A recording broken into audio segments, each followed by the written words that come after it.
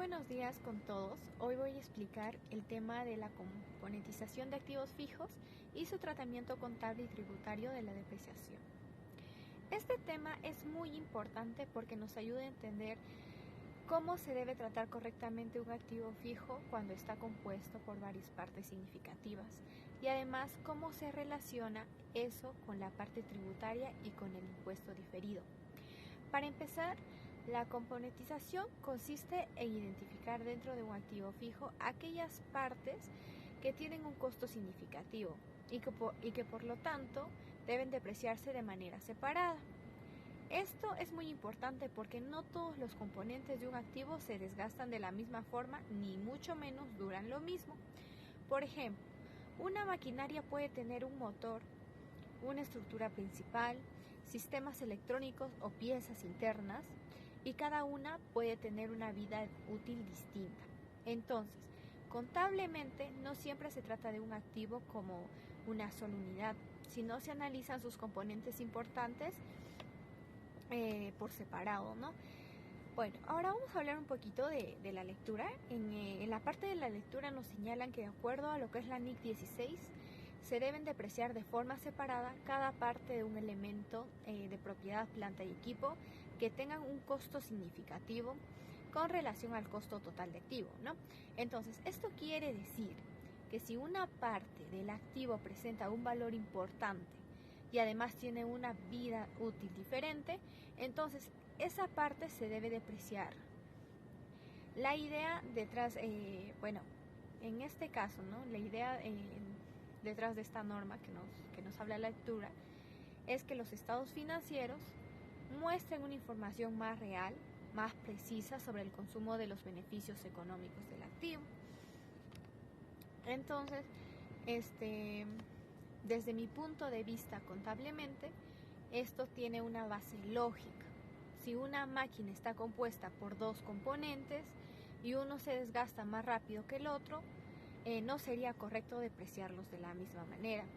Por eso, lo que es la componentización permite reflejar de mejor forma la realidad económica de la empresa. En otras palabras, lo que es la contabilidad busca representar el desgaste real de los activos y no solo aplicar una fórmula general para todo el bien, ¿no? Muy bien. Bueno, sin embargo, cuando pasamos a lo que es el lado tributario, la situación cambia. La lectura explica que para fines del impuesto a la renta, los activos fijos se deprecian anualmente según las tasas máximas establecidas en el reglamento de lo que es la ley del impuesto a la renta. Esto significa que aunque contablemente la empresa quiera depreciar por componentes o usar una vida útil diferente para impuestos, se deben respetar un límite tributario. O sea, la norma fiscal no sigue exactamente lo que es un criterio contable, sino que exige sí o sí lo que son sus propias reglas. Aquí es donde aparece una gran diferencia importante entre lo que es la contabilidad y tributación contable. La empresa puede tener una depreciación mayor o distinta por lo que es la aplicación de la NIC 16, pero tributariamente en sí supera si esta depreciación supera la tasa máxima aceptada, el exceso no se reconoce de inmediato como lo que es el gasto deducible. Entonces, este exceso se adiciona a la declaración jurada y genera una diferencia temporaria. Esta diferencia temporaria es clave. Es clave porque da lugar a lo que es el reconocimiento de un impuesto diferido activo, según la NIC 12, ¿no?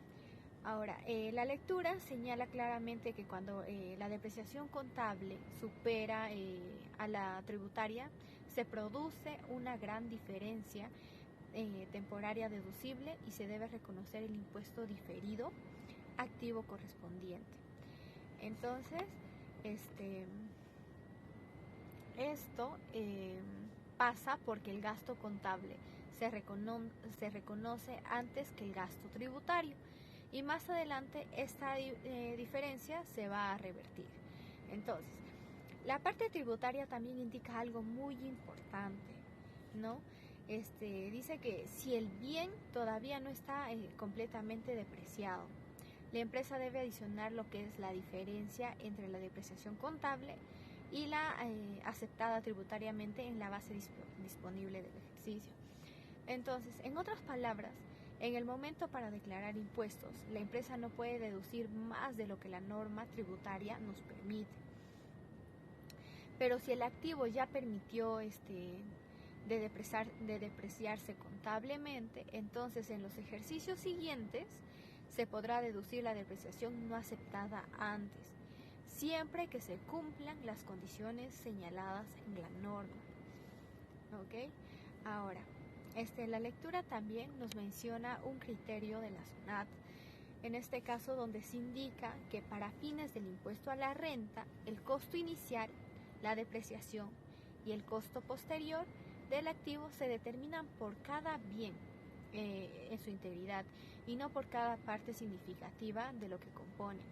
Entonces, esto es bien relevante porque en lo que es la contabilidad sí se puede dividir por componentes, pero para el control tributario el activo se maneja como un solo bien. Entonces, aquí vemos una diferencia muy clara entre el tratamiento contable y el tratamiento fiscal. Ahora voy a explicar el caso práctico que presenta la lectura. La empresa Tombola Sac, ¿no? Adquiere el 1 de enero del 2025 una máquina para la actividad minera por un valor de 436,000 más lo que es el IGB. El área técnica informa que esta maquinaria tiene dos componentes importantes con diferentes vidas útiles. Entonces, contablemente lo correcto es depreciar cada componente por separado. Esto permite reconocer de manera más precisa cómo va consumiendo sus beneficios económicos cada parte de la maquinaria. Entonces, lo que es en el lado tributario, la lectura indica que para maquinaria de la actividad minera, la tasa máxima de depreciación es del 20% anual. Entonces, el cálculo tributario es muy simple. Se toma el valor de, en este caso, 436,000 y se multiplica por el 20%. El resultado es de 4.360 por 20% sería 87.200. Ahí como podemos ver este resultado. Muy bien. Ahora, en este monto máximo de lo que es la depreciación anual aceptado tributariamente para este bien es de 87.200. Por lo tanto, si la depreciación contable calculada por componentes supera los 87.200, el exceso deberá adicionarse en lo que es la declaración jurada anual.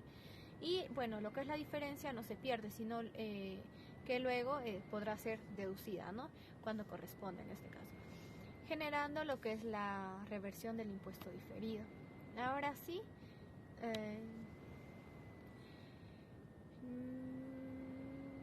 a ver, vamos a pasar a la siguiente diapositiva. Ya. A ver, aquí si es que le explicaría en otras palabras, contablemente la empresa ve un desgaste real de lo que es la máquina por partes tributariamente, ¿no? Si la ley solo permite depreciar hasta cierto límite, entonces en los primeros años puede pasar que el gasto contable sea mayor que el gasto tributario. En este caso, la empresa reconoce lo que es el impuesto diferido en activo, porque en el futuro esa diferencia se va a recuperar. Esto muestra que lo que es la componentización no es solo una cuestión técnica, sino también una cuestión de control y planificación. Porque como vemos, si la empresa no identifica bien sus componentes o no registra bien la diferencia entre la contabilidad e impuestos, puede cometer errores de lo que son los estados financieros y también lo que es la declaración tributaria, ¿no? Entonces yo desde mi punto de vista considero que la componentización es muy útil para mejorar la calidad y lo que es la información financiera. Bueno, asimismo, Permite que la depreciación sea más realista y que los estados financieros se reflejen mejor en lo que es el consumo económico de los activos. Sin embargo, también exige bastante criterio técnico porque no siempre es fácil de determinar qué parte del activo es significativa y qué vida útil debe tener cada componente, ¿no? Además, en el plano tributario obliga a llevar un control muy ordenado, porque como se sabe, la norma fiscal no siempre coincide con la lógica contable. Por eso, el mensaje principal de la lectura es que la empresa debe saber distinguir entre lo que es el tratamiento contable y el tributario. Contablemente, la NIC 16 nos menciona que exige sí o sí separar y depreciar los componentes significativos tributariamente. Entonces se debe respetar una tasa máxima y cuando haya diferencias, la NIC 12 exige reconocer lo que es el impuesto diferido correspondientemente. Para cerrar, bueno, puedo decir que lo que es la componentización de activos fijos permite una mejor representación, lo que es la realidad económica de la empresa, pero al mismo tiempo también requiere lo que es una disciplina técnica y tributaria para evitar reparos y mantener una información confiable. En el caso práctico analizado, la maquinaria minera de 436.000 nos muestra claramente cómo conviven dos criterios, el contable por componentes y el tributario por la tasa máxima, ¿no? Bueno, para finalizar, este tema nos deja una idea completamente importante, ¿no? Lo que es la contabilidad y la tributación no siempre siguen exactamente el mismo criterio y por eso el profesional siempre debe saber distinguir ambos tratamientos en lo que es la contabilidad, en lo que es también lo que es la componentización. eh, Permite representar mejor la realidad económica de un activo porque reconoce que cada componente puede tener una vida útil distinguida. En cambio, lo que es la tributación se debe respetar un límite establecido por la norma, lo que obliga a hacer ajustes en la depreciación jurada y también a registrar correctamente el impuesto diferido. En mi opinión, lo más importante es que el contador no solo debe separar lo que no solo, sepa registrar lo que son las operaciones, sino también interpretar lo que es la norma, comparar el criterio contable con el tributario y sustentar técnicamente lo que son sus decisiones. Esto va a mostrar una buena aplicación en la NIC 16 y también en lo que es en la NIC 12 y la normativa tributaria peruana, ¿no? Entonces, este tema es muy útil en lo que es la práctica porque muchas empresas tienen activos complejos como maquinarias, equipos industriales o vehículos con partes de distintos desgastes. Si no se identifican muy bien estos componentes, la depreciación puede estar mal calculada y esto va a afectar tanto a los estados financieros como el impuesto a la renta. Por eso, la componentización no solo es un tema teórico, sino es una herramienta real para mejorar el control y lo que es la información de la empresa. Muchas gracias.